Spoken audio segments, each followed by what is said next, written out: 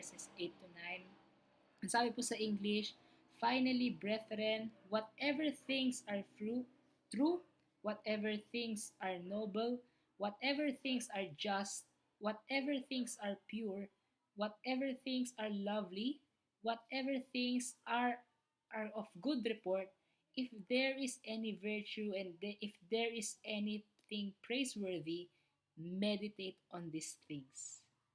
Verse 9, these things which you learned and received and heard and saw in me, this do, and the God of peace will be with you. So pagpalain po ng Diyos ang pagkakabasa ng kanyang banal at buhay na salita. Sa oras po ito, di ba, may unagad papasok sa atin sa isip natin. Ano ba yung pumapasok nga ba sa isip natin? Di ba? Katulad nga nung naging prayer din ni Ate Krisha kanina habang nag-worship tayo, di ba? Struggles, stress, anxiety, di ba? Ang dami natin, lalo especially ng bakasyon, di ba? Isip natin, parang una parang ang sarap ng bakasyon kasi parang wala gawin. Pero, meron pa rin worry, meron pa rin lagi, di ba? Magkakait ba sabihin natin bakasyon siya na pahinga talaga, pero minsan hindi natin sure kung talaga bang nakapagbakasyon tayo. Marahil meron tayong mga sinacrifice na pahinga para lang sa palagay natin na maging productive pa rin tayo kahit bakasyon, di ba? Iba sa atin, pwedeng naging working student. Iba sa atin, baka nag-part-time. Yung iba nasulit talaga, pero alam mo yun, medyo malayo naman. Maraming sacrifices talaga. At marami rin naman yung naging masaya nung bakasyon kasi nakasama yung pamilya, nakasama yung mga kamag-anak, nakagala, di ba? Pero sa context po natin pag-aaralan, si Pablo po ay nagre-remind sa mga taga-Philippians na yung things na iniisip natin, yun yung na-meditate natin, di ba? Isipin na lang natin, di ba? From the word, di ba? Sa umpisa, di ba? It's just a thought. Pero once na-overthink mo na siya, it becomes a meditation. Di ba? Kasi syempre, di ba, sabihin natin parang sa una lang, parang, ay, masyado ka lang naisip. Pero it is a kind of meditation na rin, di ba? Kasi bakit, di ba? Di ba pag nag-meditate tayo, biblically speaking, di ba, nilalaliman natin yung pag-aaral, nilalaliman natin yung pagbabasa. Pero di ba, ano ba yung concept ng overthinking? Di ba, almost the same? Di ba, halos parang dig into something. Di ba? Ang pinagkaiba nga lang nun, syempre, overthinking usually and most of the time leads to something, it is something not helpful. Di ba? Usually nga anxiety, na nagtuturn na siya into anxiety nga, kakaisip. Pero ang isa nga paalala sa atin ni Pablo, whatever things are true, number one point natin, whatever things are true. Di ba? So, natamaan din ako kasi parang, di ba, syempre parang, tayo kasi mahilig tayo mag-imagine. Di ba? Mahilig tayo mag-isip ng something extraordinary. Minsan, imaginary na. Di ba? Pero isang paalala sa atin, bilang tayo mga Kristiyano na, we need to cling on the truth. Di ba? Whatever things are true, di ba? At pangalawa, whatever things are noble. So, yung worthy. Di ba? Kasi marami tayong inisip na parang wala palang kwenta. Kaya lang na siya nagmumukhang may kwenta kasi iniisip natin. Pero once na pag na-realize natin, ay wala palang kwenta. Example, yung mga natin sa buhay. Di ba? Minsan makakita na yung problema. Mukha lang siya mahalaga kasi parang ang bigat niya, kailangan pasanin. Pero pag tinignan mo siya medyo mas malayo konti, isipin mo parang hindi siya noble para isipin ng sobrang tagal. Di ba? Tapos, number 3, whatever things are just. And number 4, whatever things are pure, di ba? So, lagi silang magkakarugtong. The next is whatever things are lovely and whatever things are of good report. Kasi, parang sawa na tayo lagi sa negative, di ba? Sawa na tayo lagi sa negative na bagay. So, kaya pinapaalala rin sa atin na yung things na dapat nating nisagot. So, by the way, share ko rin din. Kasi last Saturday, nagkaroon kami ng youth gathering sa aming pong local church dito sa Cavite City. So, sinisik ko ang Lord, ano po yung word mo? Sabi ko, hindi lang for today, sabi ko, kundi for the next 4 months, yun yung i-declare namin. Kasi yung naging theme ng church namin for the whole year is revival. So, Ang nag-rema lang talaga sa akin nun sa ano nun is renewed. Ayun, renewed. Sabi ko, anong renewed? Diba? So, inano ko, sabi, oo nga, marami nang revived sa atin eh, di ba? Even sa campus, marami tayong nakikita na Christian dun eh. Marami tayong nakikita na, ay, parang Christian siya. Kung kumilos, Christian siya. Maaring revive sila. Pero ang ano kasi na, hindi siya natapos sa revival lang eh. Kailangan may renewal.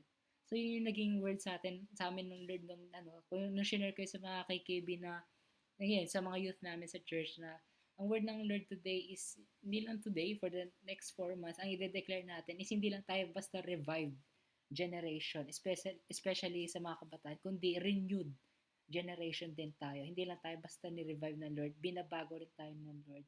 And one of the things na struggle ng isang kabataan sa generation ngayon is the mind.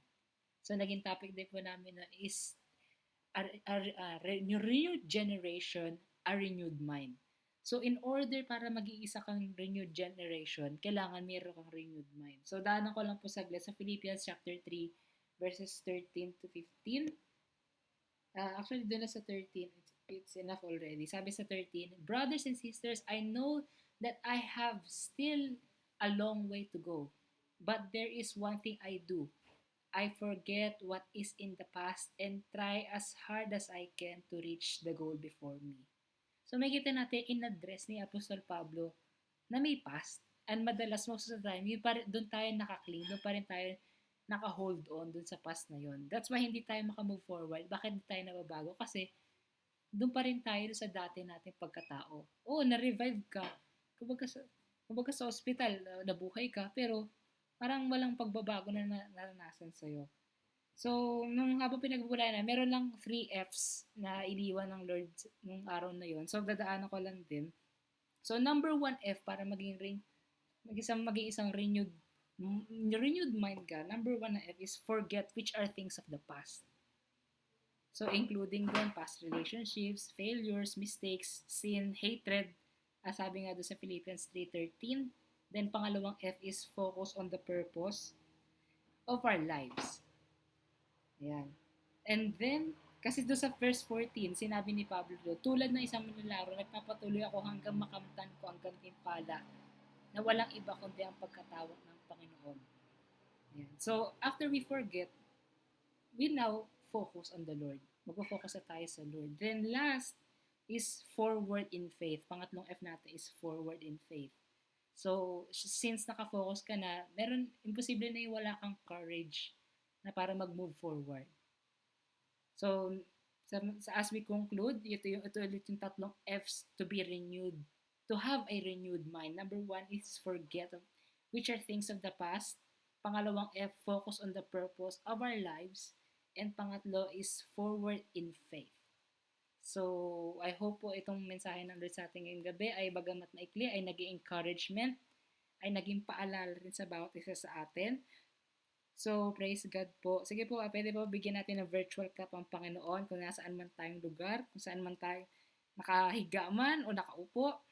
So, as we close po sa ating pong gathering ngayon, since we have the mindset na magkakaroon tayo ng prayer about our darating na semester. So, ngayon pa lang ready na tayo. Bakit? Napaalalahan na tayo na to think things that are true, noble, just, pure, lovely, and out of good report. So, bilang isang, hindi lang basta kabataan, isa ring Kristiyanong kabataan, at isang renewed na kabataan, ito yung magiging encouragement sa atin na lagi natin isipin na bagamat may struggles, bagamat may negative things, tandaan din natin na totoo rin yung Diyos na pinapanampalatayanan natin. Amen? Amen. So, sige po, as we pray, then sunod-sunod na po tayo sa ating po mga prayer items to be led by Margo and Luisa. So, tayo po muna idadako sa pagsasarap po ng ating exhortation sa gabi ito. Tayo po yumuko at manalangin. Ama namin Diyos, marami po salamat sa iyong salita na ibinahagi sa gabing ito. Nawa, O Diyos, ito po yung naging pagpapala, naging encouragement, naging strength, at naging correction, Panginoon, sa buhay namin, Panginoon. Lord, turuan mo po kami, Lord, na patuloy na baguhin yung aming kaisipan into thinking what is true, Panginoon, and what is noble, and what is just, and what is of good joy, Panginoon. Salamat po, Panginoon, sa oras po ito, sa aming pagdulog sa iyo, Lord. We pray sa bawat prayer items. Ngayon pa lamang, O Diyos, ihanda mo yung aming puso, Lord, as we agree sa prayers po na iusal ng ating mga kapatid, Panginoon. And Lord, we believe that you will answer these prayers, O Lord. Salamat po, Panginoon, kami nagkakaisa sa pananampalataya na aming mga panalangin ay yung diringgin at yung tutugunin, O Diyos. Maraming po salamat. Sa iyo pinagkakatiwala ang lahat. Ito po aming panalangin sa pangalan ni Jesus. Amen and amen. Sige, Margo.